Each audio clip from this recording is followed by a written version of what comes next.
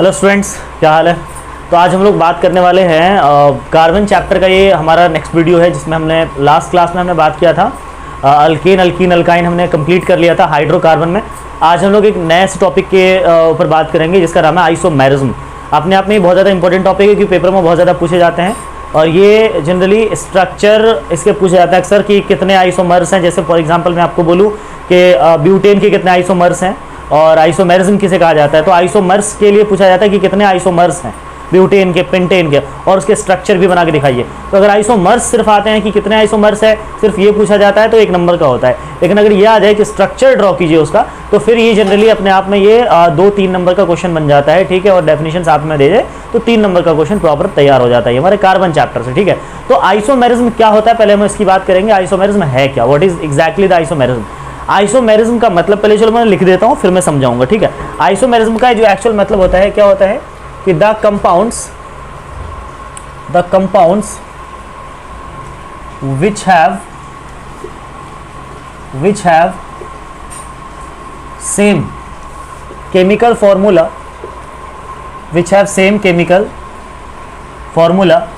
but different structure, जरा देखना, गौर करना बातों पर, but different structures are called isomers and the property, and इस प्रॉपर्टी का नाम क्या है, and the property is known as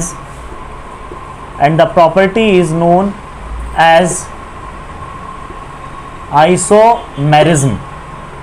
इस प्रॉपर्टी का नाम है आइसोमेरिज्म। देखो, ऐसे कंपाउंड्स जिनके एक ही केमिकल फॉर्मूला हो, मतलब फॉर्मूला तो एक ही है, same chemical formula but different structure, उसके स्ट्रक्चर डिफरेंट हो जाएं। मतलब एक ही फॉर्मूला है पर स्ट्रक्चर कई जगह कई तरीके से हम बना सकते हैं।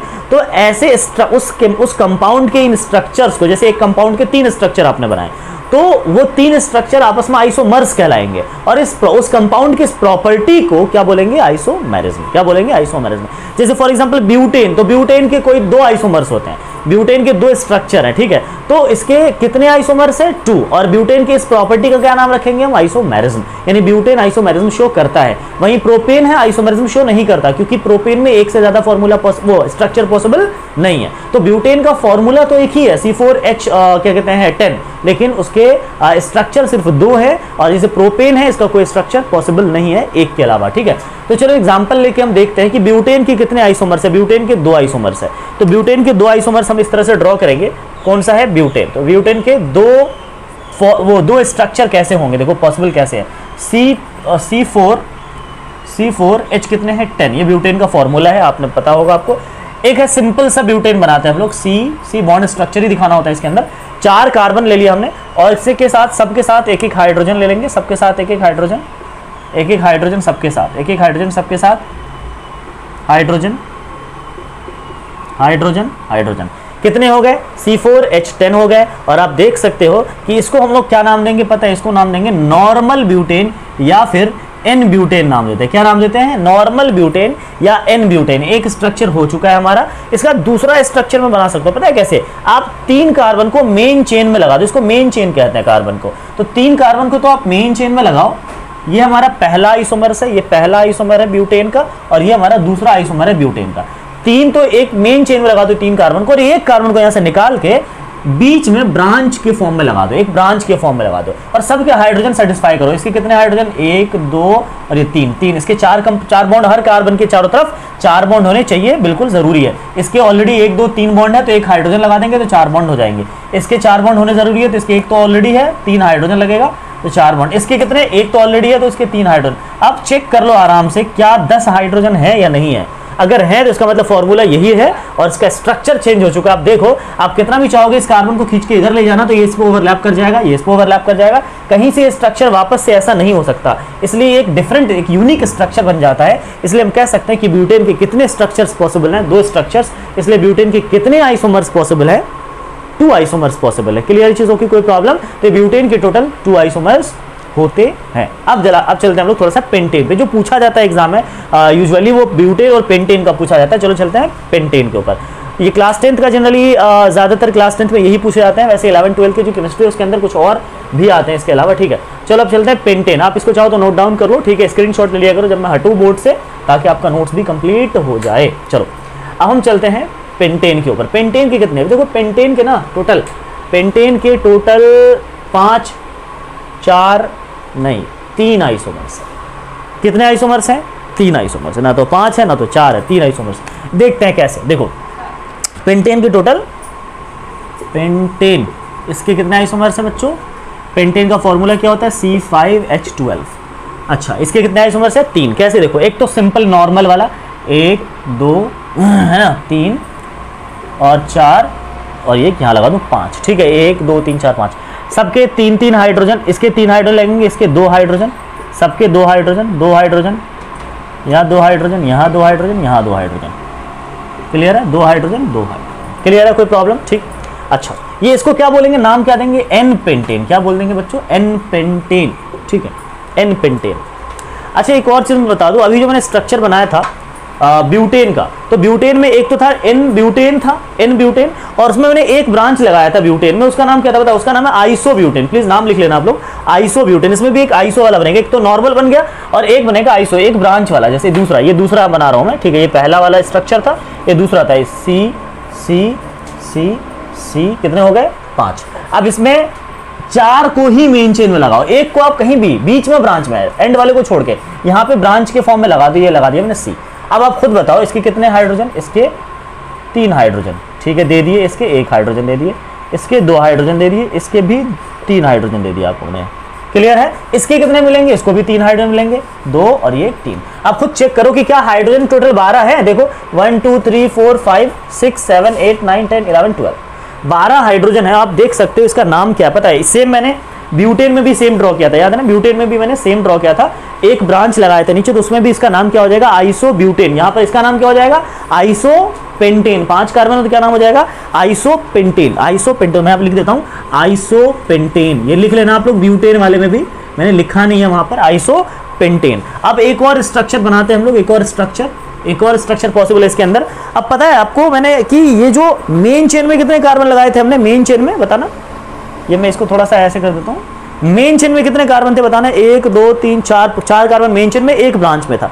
मैं चाहूं तो ऐसा कर सकता हूं, एक और कार्बन को निकाल के और 2 ब्रांच लगा सकता हूं ऊपर नीचे, तो तब भी हमारा जो है वो नेक्स्ट स्ट्रक्चर बन जाता है। जैसे तीसरा देखो, मेन चेन में आप इस बार 3 ही कार्बन लगाओ, 3 ही कार्बन, और एक नीचे ब्रांच लगा दो और एक यहां लगा दो ब्रांच, ऊपर नीचे। 5 कार्बन हो चुके हैं। अब इसके बॉन्ड कंप्लीट करवा दो, हाइड्रोजन 3 लग जाएंगे इसके साथ भी 3 हाइड्रोजन लग जाएंगे, इसके साथ भी 3 हाइड्रोजन लग जाएंगे। अब हाइड्रोजन काउंट करते जाना, ठीक है, इसके साथ भी 3 हाइड्रोजन लग जाएंगे। क्या 12 हाइड्रोजन हो गए?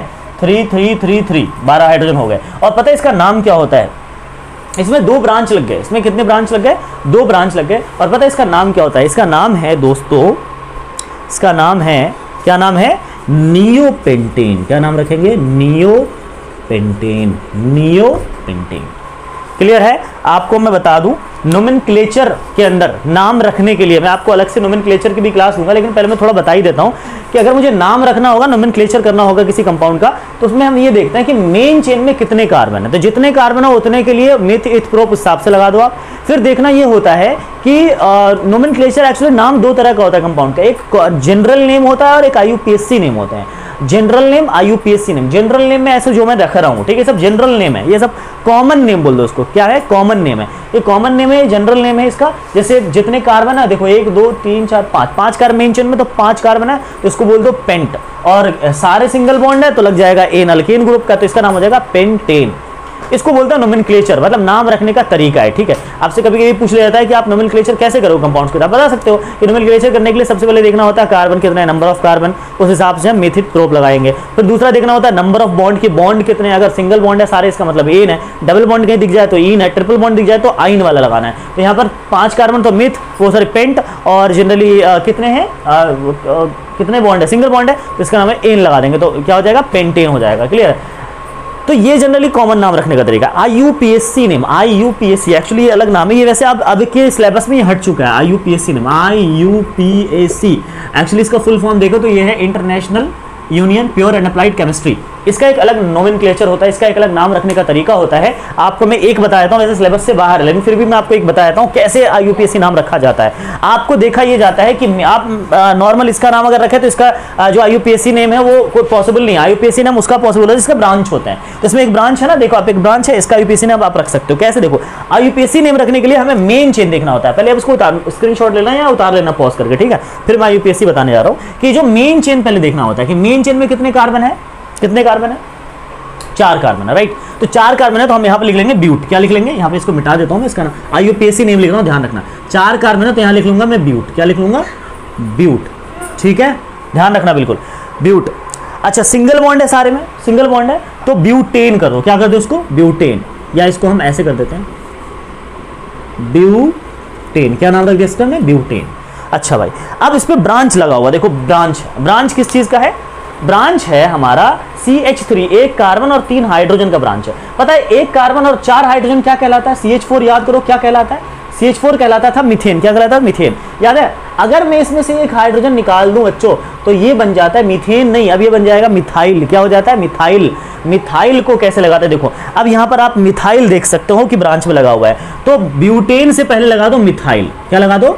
मिथाइल, ठीक है। अब मिथाइल कितने नंबर पे, ये ब्रांच कितने नंबर पे है? अब तुम कहोगे सर ब्रांच तो इधर से तीसरे नंबर पे 1 2 3 और इधर से दूसरे नंबर पे है। तो देखो ब्रांच का जो नंबरिंग होगा ना वो हमेशा नजदीक जिधर से the counting of the branch, the counting of the या number of the branch is counted at that place where from where it is very near, जहां से बहुत ज्यादा नजदीक हो। तो ये चीज लिखा होता है वैसे, इसलिए मैंने आपको बुकिश लैंग्वेज थोड़ा सा सुना दिया कि ये लिखा होता है। तो यहां से नजदीक है ब्रांच तो इसलिए मैंने इसको सेकंड नंबर दे दिया। तो सेकंड नंबर पे ब्रांच लगा हुआ है मिथाइल। तो इसका नाम भी कुछ ऐसा हो जाएगा, देखो 2 मिथाइल ब्यूटेन। इसका नाम आईयूपीएसी नेम हो गया 2 methyl butane. 2 methyl butane, 2 methyl butane. इसका नाम आप आराम से रख सकते हो। देखो मेन चेन में कितने कार्बन है देख लो, मेन चेन में 3 कार्बन है, सिंगल बॉन्ड के साथ है, तो इसका नाम क्या हो जाएगा बताना? प्रोपेन। क्या हो जाएगा? प्रोपेन। 3 कार्बन है तो प्रोपेन हो जाएगा। अब प्रोपेन में देखो ब्रांच 2 लगे हैं इस बार, 2 मिथाइल है। कितने मिथाइल है? 2। और दोनों कितने नंबर पर है? 1 2, इधर से भी दूसरे नंबर पे, इधर से भी दूसरे नंबर पे। तो इसमें इसमें बोल देंगे ना 2 dimethyl, 2 dimethyl propane. 2 di क्यों लगाया? क्योंकि 2 मिथाइल है इसमें। 2 डाई मिथाइल प्रोपेन। देखो इसका नाम है 2 डाई मिथाइल प्रोपेन। इस तरह से नॉर्मली आईयूपीएसी नेम हम लोग रख देते हैं, ठीक है। तो आई होप कि आपको समझ में आया होगा। यूपीएससी नेम थोड़ा सिलेबस से बाहर है, मैंने आपको बता दिया फिर भी, ताकि आपको एक नॉलेज मिल जाए। और वीडियो आपको अच्छा लगा हो तो प्लीज़ लाइक शेयर कमेंट जरूर करना। और अगर आप नए हो इस चैनल पर जल्दी सब्सक्राइब कर लो, बेल आइकन प्रेस कर लो, ताकि हर वीडियो का नोटिफिकेशन आपके पास जल्द से जल्द पहुंचता रहेगा। और इसमें 2-3 टॉपिक और बचे हैं जो कि बहुत ज़्यादा अपने आप में इंपॉर्टेंट है। उसको कंप्लीट करने के बाद हम लोग न्यू चैप्टर पर चलेंगे। तब तक के लिए मिलते हैं नेक्स्ट वीडियो में। Thank you so much.